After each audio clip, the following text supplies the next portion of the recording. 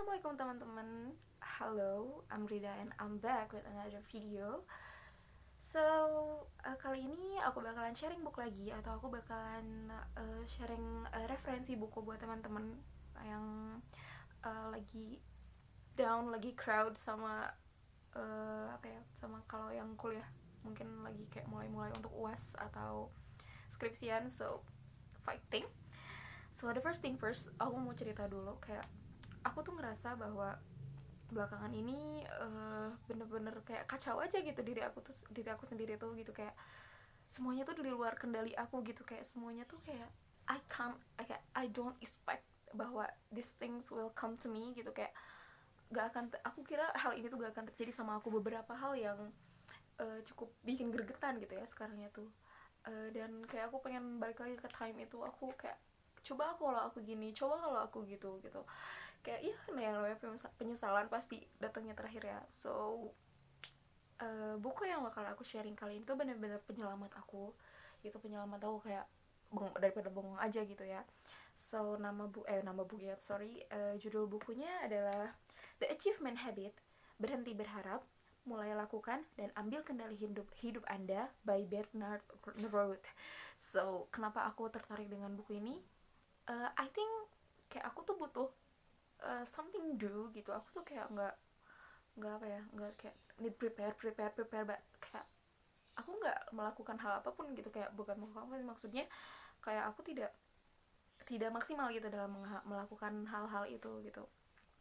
So jadi karena aku baca buku ini tuh ebook, jadi I'm so sorry aku nggak bisa liatin ke teman-teman about physical booknya, but aku bakalan sampein yang aku tangkap gitu.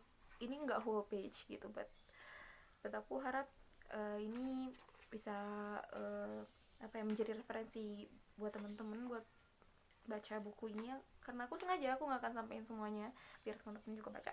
Oke, so the first thing kayak penilaian yang kita tetapkan pada orang, benda, dan situasi yang kita hadapi adalah hal subjektif, tidak ada makna inherent. Of course semua orang juga pasti setuju, dan ini berkaitan sama persepsi gitu. Nah, persepsi kita kayak atau penilaian gitu kita terhadap orang atau benda atau situasinya emang benar-benar tidak ada standarisasinya bahwa itu harus sama gitu. Tapi kan setiap persepsi itu kan didasari dari pola pikir ya gitu. Nah, uh, setiap pola pikir setiap orang tuh pasti beda gitu, dan itu ada beberapa hal yang menjadi pendukung gitu kenapa persepsi setiap orang tuh jadi beda, misalkan lingkungan atau cara dia bergaul, atau mungkin he's an introvert or extrovert or ambivert gitu, kayak hal-hal kayak gitu tuh pun sangat mempengaruhi pola pikir gitu. Dan itu juga terjadi sama aku. So kayak mungkin untuk orang lain situasi A ini mudah gitu ya, tapi kan aku yang merasakan gitu, aku yang menjalani si situasi A ini gitu, kayak aku tidak bisa berharap orang lain akan kayak dukung gue dong, atau kayak kok nggak bisa sih kayak gini, nggak bisa kayak gitu gitu, karena kita nggak bisa bikin orang mengerti kecuali kalau si orang itu benar-benar mengerti tentang ilmu psikologis ya gitu. Aku harap sih kalau misalkan kayak orang lain kayak ngerti gue dong, gue tuh kayak A, gue tuh kayak B, gue tuh kayak C gitu, kayak gue tuh cuma pengen didengerin, gue tuh pengen dimengerti gitu. Tapi basically semua orang pengen kayak gitu gitu, semua orang pengen didengar, semua orang pengen dimengerti, dan itu memang manusiawi ya menurut aku gitu. Nah, di sini juga ada tindakan yang efektif ataupun tidak adalah hasil pilihan kita yang ditentukan berdasarkan makna pribadi. As aku bilang sebelumnya gitu, bahwa ya itu apapun yang kita lakuin itu pilihan kita gitu, maksudnya tidak didasarkan oleh kayak oh ini kayak karena gitu A, karena gitu B gitu. Karena ya memang semuanya juga misalkan karena kita melakukan A karena terdoktrin si orang B ini gitu ya, tapi kan itu ya, misalkan kita sebenarnya bisa aja menolak atau nge-accept dari B, menolak atau mau mengaccept dari si si dari si B ini gitu, tapi kan tetap itu tertentang kita bisa menolak atau menerima atau melakukan hal itu kan tetap kita juga gitu ya yang mengendalikan semuanya. So yang about efektif atau tidak pun itu standarisasinya juga berbeda gitu ya setiap orang. So, nah di sini juga untuk bisa menguasai persepsi, emosi dan tingkah laku dengan lebih baik, ada baiknya kita memperhatikan cara kita berpikir. As we know, mindset is anything menurut aku gitu, karena kita tidak bisa, daripada kita terfokus sama masalahnya, mending kita terfokus sama mindset kita.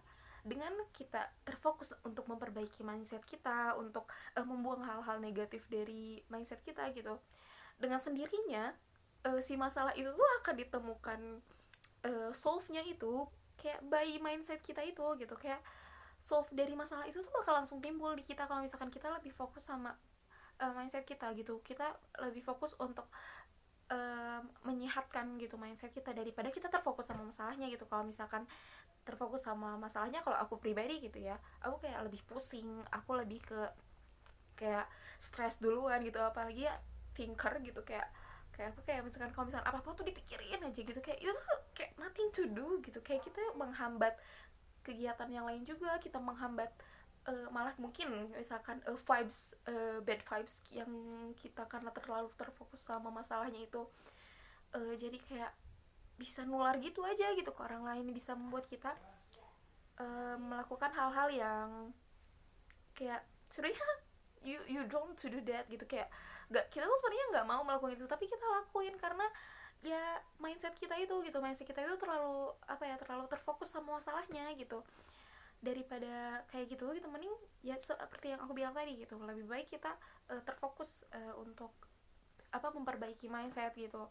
Karena ya seperti yang aku sampaikan juga gitu, bahwa dengan mindset yang sehat gitu, apapun bisa apapun bisa di achieve gitu. Dan masalah yang kita hadapi nih itu bisa terus solve sendiri gitu. Nah itu dia yang aku dapetin dari si buku ini tuh, kayak it change my mind, this is change my mindset gitu, bahwa ya udahlah gitu. Maksudnya that is the past now gitu. Kayak yang udah ya udah aja gitu. Meskipun ya aku juga pribadi menyesalnya sekarang, ya udahlah memang ya penyesalan itu datangnya terakhir. So but ini akan menjadi pembelajaran aku. Tapi kalau misalkan aku ulangin lagi, itu benar-benar berarti emang ada yang salah dari kitanya. So segitu aja teman-teman sharing dari aku. So I hope teman-teman bisa, aku harap teman-teman tidak puas ya sama penyampaian aku, karena aku pengen teman-teman juga lebih explore lagi tentang persepsi atau tentang mindset. Aku sangat berharap teman-teman akan selalu punya rasa ingin tahu gitu. Kayak selalu punya, jadi tidak langsung membenarkan apa yang aku sampaikan gitu. Langsungnya kenapa aku bisa berpikir kayak gini, kenapa aku bisa berpikir kayak A, kenapa aku bisa berpikir B gitu. Karena itu pun adalah cara aku.